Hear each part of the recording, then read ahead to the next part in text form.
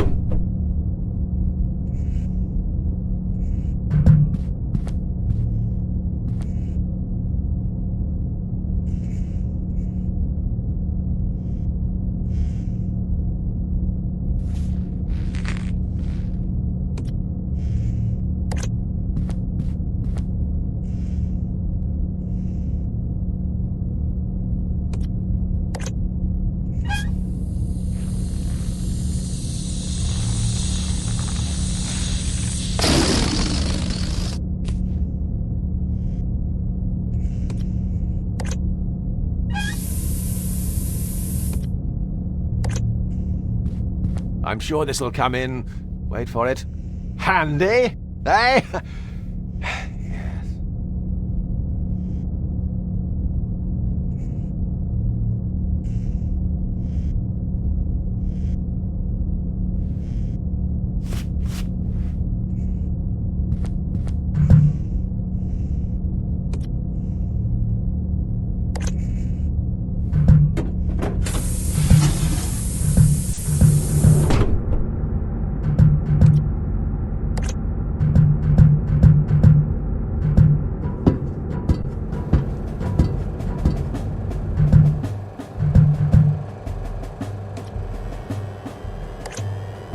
Once more onto the breach we go.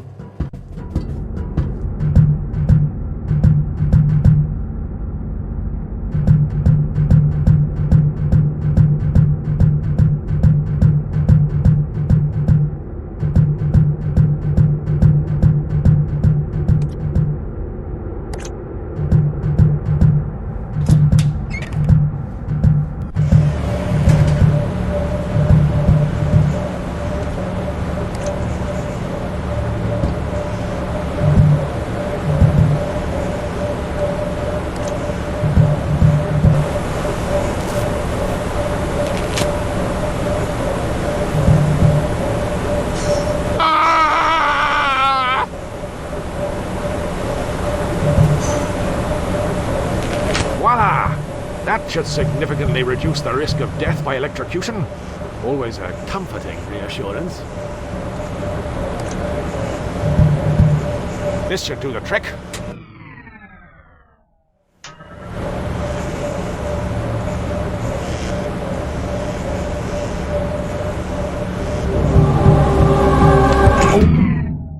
No, that's, yes, right. Oops, God, I can be ever so clumsy.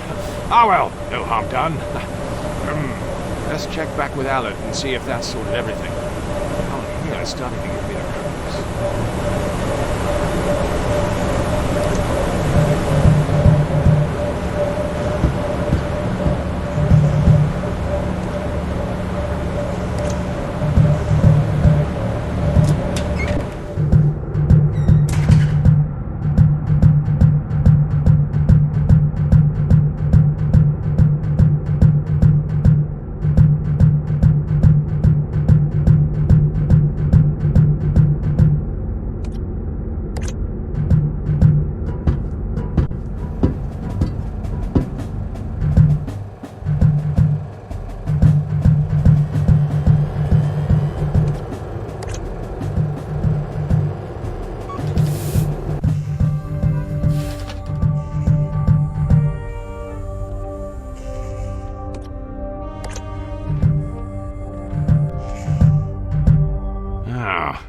I see Allard's activated the autopilot and skived off.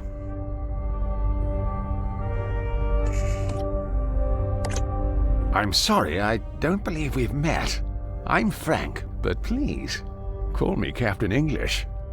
Welcome. Captain English. How may I be of assistance?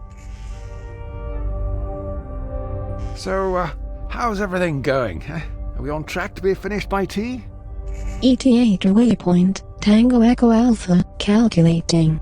Cannot define. Please refer to string length idiom for more details. So, how long have you been an autopilot? Calculating. Error. You do not have permission to access this data. I don't suppose there's a Mr. Autopilot, perchance? Compiler error. Incompatible types. Access denied. I think I'll log off. It is now safe to be removed. I see the autopilot's working, unlike Sub-Lieutenant Jones.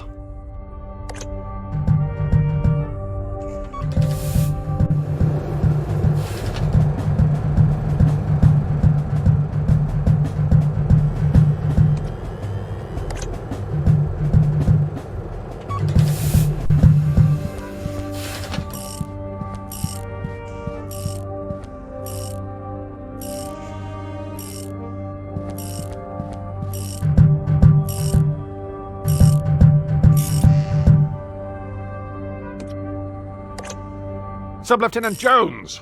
Aye, boyo? What is it you're tinkering with there, Jones? That isn't our reconnaissance rover you're disassembling, is it?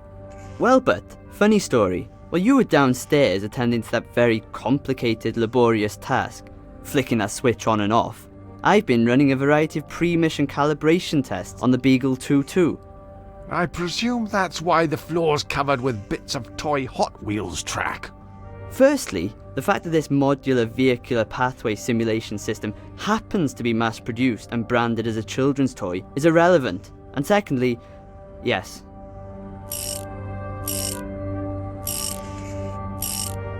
That's all well and good, Sub-Lieutenant Jones. However, if I recall correctly, we were specifically advised that the Beagle 2-2 tended to function significantly better when its complicated array of electronics and mechanical components were positioned inside its aluminium housing. Look, I just have to make a few minor repairs. During a centrifugal force resistance simulation, the rover proved exceedingly resistant. So it flew off the loop bit. That would be a valid interpretation of events, yes.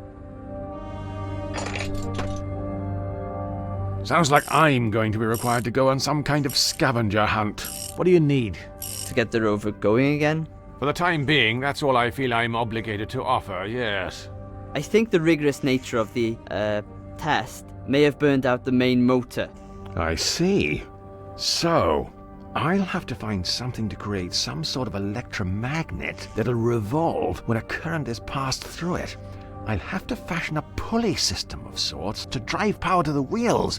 Something with a taut elastic band should do the trick, like an alluring undergarment. Now, if I was to remove the elastic... Alternatively, but you could just always grab me a spare. We've got a cupboard full of them.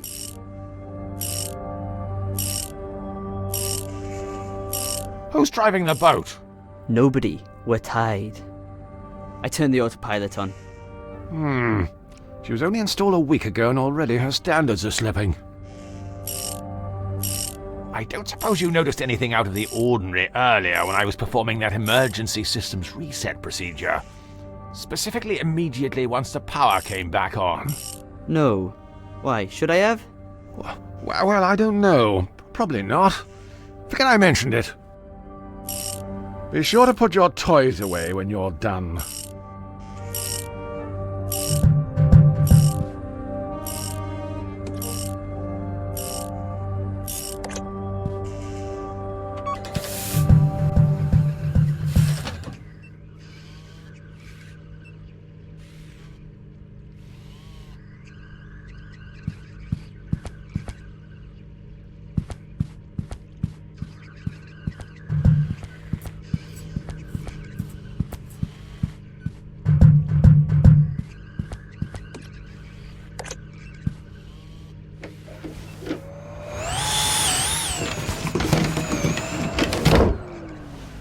Surely you can't be serious.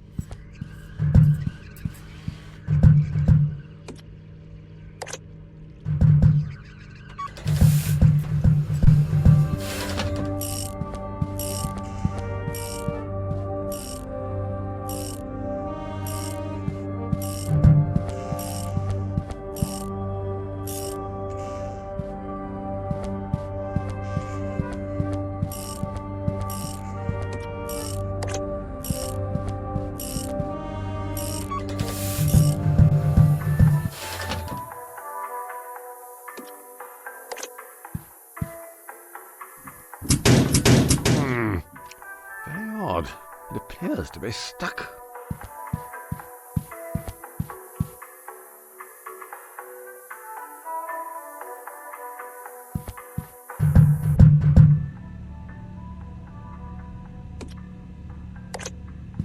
Without the right tools for the job, I'm not risking it.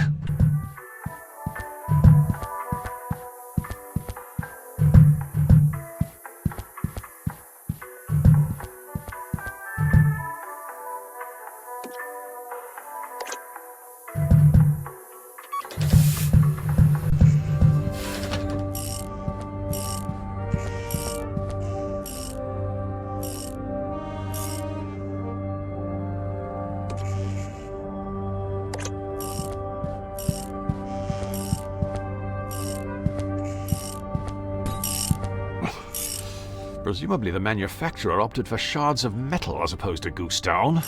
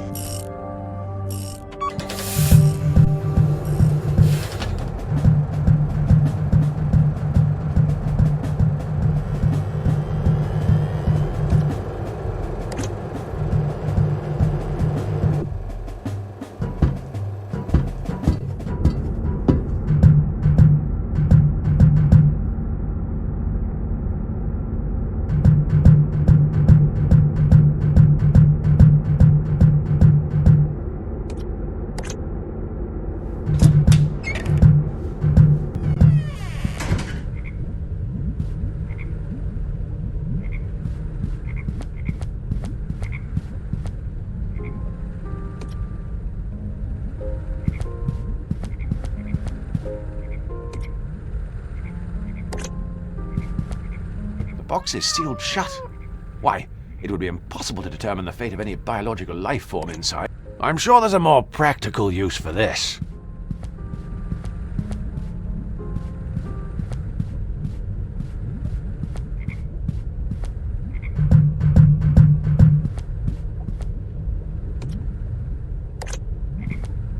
It's part of the laboratory equipment the biologist we were supposed to have on board brought.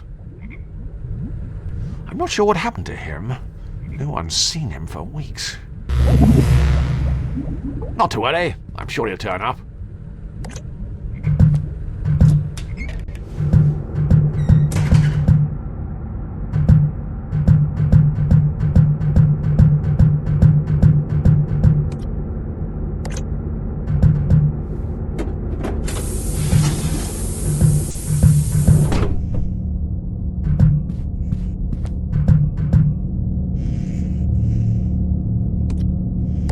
I don't feel suitably dressed to be heading out.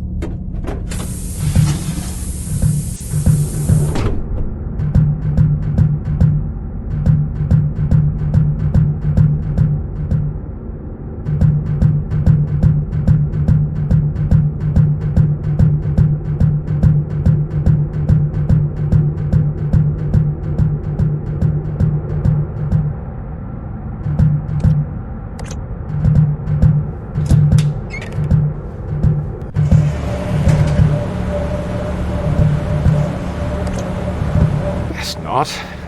We made that mistake once before.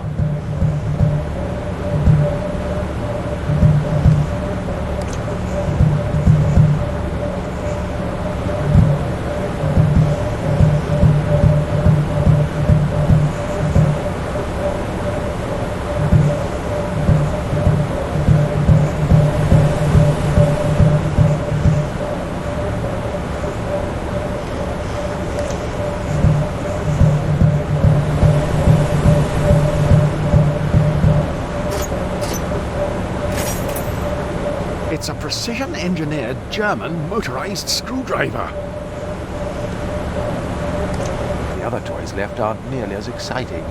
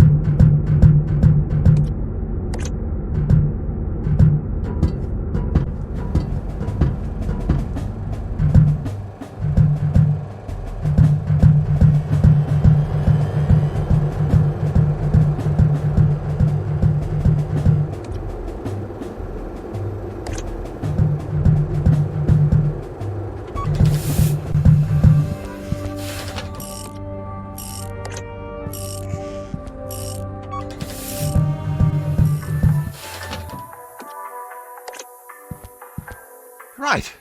I'll have this open in a jiffy.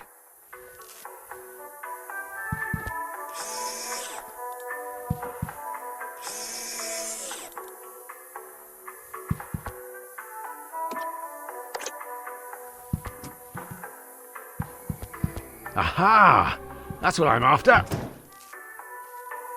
Splendid! Why, that was very straightforward. However, I can't help but feel if I had my time again, I'd do something different. Oh well, best get this to Alad.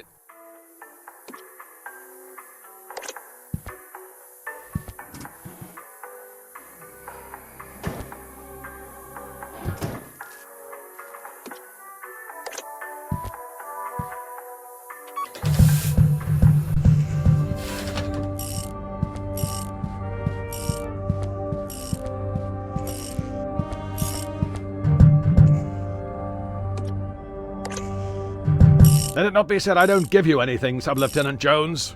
An unhealthy reliance on migraine medication already proves that, but... Now get this mess cleared up and put the Beagle 2-2 back together.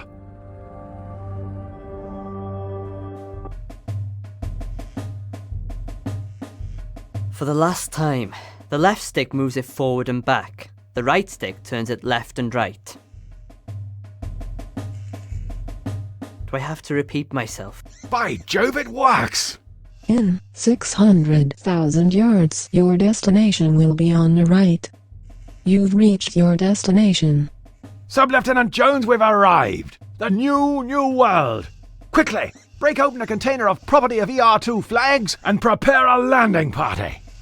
As much as I'd love to jump onto the surface and soak up the radioactive atmosphere of this uncharted, most likely fatally hazardous planet, I think it may be an idea to send the Beagle 2-2 down first, just to get a feel for the place.